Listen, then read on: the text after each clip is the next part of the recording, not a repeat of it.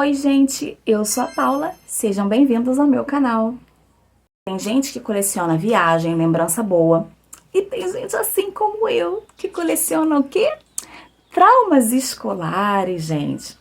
Mas calma, não vai embora não, porque a gente vai rir disso tudo, mas a gente também vai refletir. E uma coisa que a vida tem me ensinado é que quanto mais a gente foge do medo, mais ele cresce e acaba aparecendo onde a gente menos espera. Mas nesse vídeo aqui, não vou fugir do medo, não. Eu, inclusive, vou dar nome a esse medo, tá? Porque tem cura que começa onde? Começa no riso. Tem libertação que começa onde? No reconhecimento, em você reconhecer que você tem medo daquele negócio, pra você poder, ó, seguir em frente. Então vem comigo, fica no vídeo até o final, porque hoje tem história real, tem psicologia de Google, gente, psicologia de Google. Ah, vai dizer que você nunca assistiu Grey's Anatomy e você se sentiu um pouquinho médica. Ah, você se sente, você pesquisa as coisas no Google, você se sente um pouquinho psicóloga também, não se sente? Ah, todo mundo, gente. A gente é brava demais. No final, um versículo que pode virar tatuagem. Na alma, gente, nada de tatuar o corpo, chega de tatu. Aproveita também, já se inscreve no canal se você ainda não estiver inscrito e ativa aí o sininho das notificações, marca lá em todos, para que todos os vídeos que forem postados cheguem para você em primeira mão e você possa prestigiar o canal, assistindo, sendo um dos primeiros inscritos aqui. Vou guardá-los no coraçãozinho assim, no coração bem quentinho. Na quinta série, eu fui matriculada no turno que não era o turno da minha preferência, porque eu sempre tinha estudado no turno da manhã. Minha mãe precisou me colocar no turno da tarde porque era o único turno que tinha vaga ainda naquele colégio e eu não queria sair de lá, que era o coleginho que eu estudei minha vida inteira, o Colégio São Gonçalo, que hoje já descansa em bom lugar. Daí, que não eram os mesmos amigos, também não eram as carinhas de professores que eu estava acostumada, tudo novo. Parecia realmente que eu estava em uma outra escola. Eis que me surge a vilã da minha vida, professora de matemática, Elma. Jamais te esquecerei, professora Elma. Na sala de aula tinham 50 alunos. Ela olhava para mim e falava: Paula, vem ao quadro, com um sorriso maquiavélico. Às vezes ela tinha acabado de passar a explicação, eu ainda não tinha tido tempo de assimilar o que ela explicou, e eu já tinha que fazer o quê, gente? Ir pro quadro, demonstrar toda a minha sabedoria inexistente. Ela falava as coisas e sabia isso. A professora do Charlie Brown, eu ouvia a professora falar, parecia que ela era a professora do Charlie Brown, que ninguém entendia nada do que ela falava. E eu me sentia muito, muito, muito humilhada, porque todo mundo ria. E isso foi se repetindo dia após dia. Toda aula de matemática era um martírio para mim. Mesmo eu não falando, eu não virando pro lado, eu não pedindo uma borracha emprestado, eu sabia que ela ia me tirar da minha cadeira e ia me mandar ir ao quadro para eu passar vergonha. Eu comecei a ganhar vários apelidinhos nessa época e aquilo me deixava muito incomodada. Até essa época eu não tinha traumas, eu não tinha medos, eu não passava por bullying. Na adolescência, sim, e isso vai ser tema de um outro vídeo. Até então eu não tinha nenhum problema em me socializar com os outros, com os demais. Mas a partir daquele dia tudo mudou. Porque todas as aulas de matemática, aquela mulher me chamava para ir ao quadro. Não é que ela chamava 4, 5 alunos, não. Ela só me chamava. Ela só chamava: Paula, vem cá. E eu não tinha como falar: não, eu não vou. Porque naquela época a gente não desrespeitava o professor. A gente levantava caladinho da cadeira e ia até o quadro. Algumas vezes eu conseguia fazer alguma coisa, iniciar, e eu me perdia, empacava. E ela gostava de me ver daquela forma, sabe?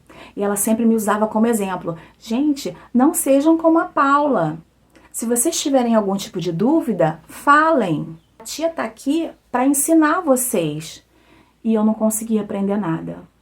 Dali pra frente, era só nota baixa na matéria dela. Mas calma, gente. Começa a melhorar agora. Mas trauma, gente, não é assim. Um negocinho fluido, contínuo. Tem o pico do trauma, né? E ele vai vir agora. Conversei com a minha mãe e a minha mãe foi até a secretaria, né? Porque, na verdade, a troca de turno não foi por causa da professora, foi porque eu queria voltar pro meu turno de origem, né? Mas acabou sendo, vamos unir o útil ao agradável. E beleza. Aí eu consegui ir pro turno da manhã, gente, na turma onde estavam todos os meus amigos, as pessoas que cresceram comigo, os colegas que cresceram, que vieram comigo assim, desde o jardim da infância. Eis que meu primeiro dia de aula, no turno da manhã, era uma vida nova, sem a professora Elma, sem aquela tortura psicológica que era ir ao quadro. Os professores me conheciam, né? Tava tudo indo muito bem. A porta rangeu, se abriu e eu escutei um: Cadê a Paula?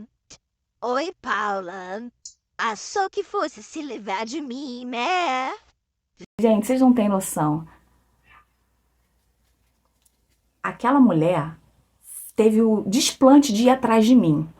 E não, gente, não era coisa da minha cabeça. Ela realmente estava de marcação cerrada comigo. Eu não sei se era alguma coisa de, não fui com a cara dela, não faço ideia. Eu só sei que ela cismava comigo. Só sei que nesse dia, nesse momento que ela apareceu lá na sala, eu passei tão mal, mas tão mal. Eu senti uma vontade de botar tudo pra fora, sabe? De vomitar mesmo. Fiquei gelada, chorei compulsivamente e eu saí correndo da sala, porque ela tinha acabado de entrar. Qual foi a minha sorte? Deus sempre coloca um anjo no nosso caminho. E nesse dia, o meu anjo, ou melhor, a minha anja, se chamava Dona Neia, que era a monitora da minha rota, né, do transporte escolar. E entre os momentos de ida e saída, em que ela não estava no transporte, ela ficava como inspetora de alunos. E ela me conhecia desde o jardim, ela me pegava no colo, ela tinha um xodó comigo. O sol nasceu para todos, mas poucos têm direito à sombra. A minha sorte era que a dona Néia estava passando no corredor, gente. E ela ouviu a professora falar isso. E ela já sabia do que estava acontecendo porque eu já tinha contado para ela. Contado não, eu já tinha chorado no colo dela.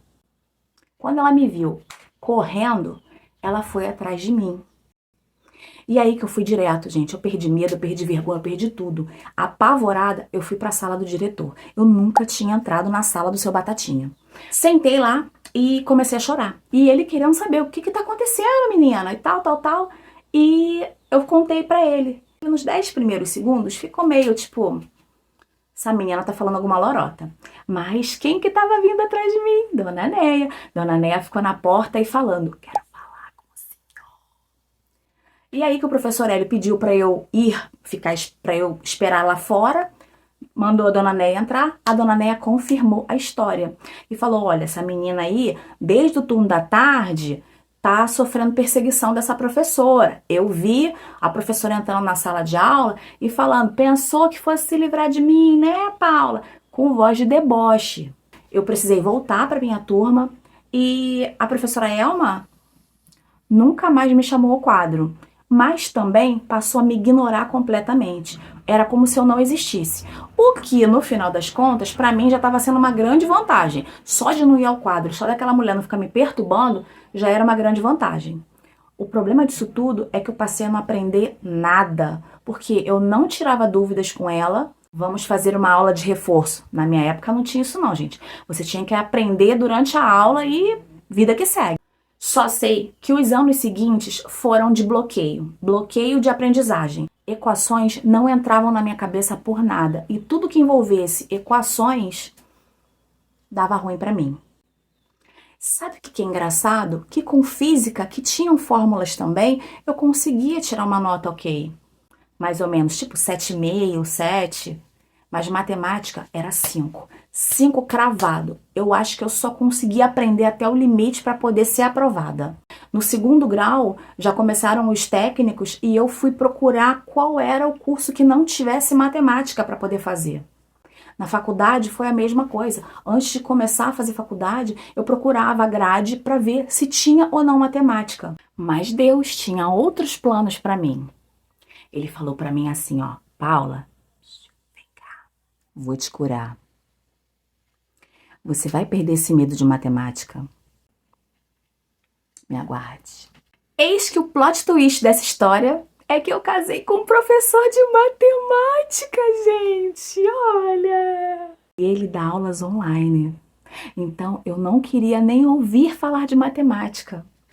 Deus fez eu escutar matemática, todas as aulas dele, todos os dias. Olha que delícia, gente. Ai, que delícia a vida. Nada como a vida. Como se Deus falasse assim pra mim: minha filha, vem cá. Vem cá, vem cá, vem cá, vem cá.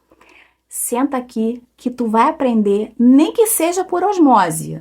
Tu vai perder esse medo que tu tem, nem que eu tenha que esfregar tua cara no asfalto da equação de segundo grau. A energia que a gente emana quando a gente quer muito uma coisa, quando a gente deseja alguma coisa, quando a gente ora com fé, ela não é a mesma energia que quando a gente tem medo, tem muito pavor, quando a gente tem aquele medo que paralisa a gente. A energia, a vibração, ela é completamente diferente. O medo é uma oração ao contrário. É como se a gente falasse para o universo: por favor, me dê o que eu mais temo. Eu quero o que eu mais temo. E o universo vai lá e te entrega, junto com o boleto. É igual quando a gente tem muito medo de perder o emprego e... tcharam, tá lá você na rua da amargura, iniciando o seu seguro-desemprego. E aí você tem medo de ter uma decepção amorosa. E aí o que acontece? Se você tiver medo de falar em público, o que acontece? Alguma situação que te leva a ter que falar em público. E aí você sai bem? Não, a língua enrola. A vida vira um reflexo do que a gente alimenta. E se você alimenta medo, você colhe tormenta. Sabe quem também teve medo? Josué. Imagina ter que substituir Moisés. Ter que estar à frente de um povo inteiro. Liderar um povo inteiro. Enfrentar inimigos fortíssimos. Deus sabia do medo que tinha no coração de Josué. E ele disse uma coisa que talvez você que está aí ouvindo ou assistindo esse vídeo também esteja precisando ouvir. Não fui eu que te ordenei? Seja forte, corajoso. Não temas, nem te espantes, porque o Senhor teu Deus é contigo por onde quer que andares. Deus não minimizou o medo de Josué. Ele só disse: eu tô contigo. Vamos! Eu tô contigo e ponto. E é exatamente isso que a gente tem que internalizar. A gente não pode deixar o medo ser o condutor da nossa história, da nossa vida. O medo que a gente sentiu no passado, ele não pode ditar a coragem que a gente precisa ter no presente. Que o trauma que a gente teve lá na infância, na adolescência, num casamento, num emprego antigo, na vida, ele não pode roubar o que Deus plantou na gente. E entender que rir é cura, fé é caminho.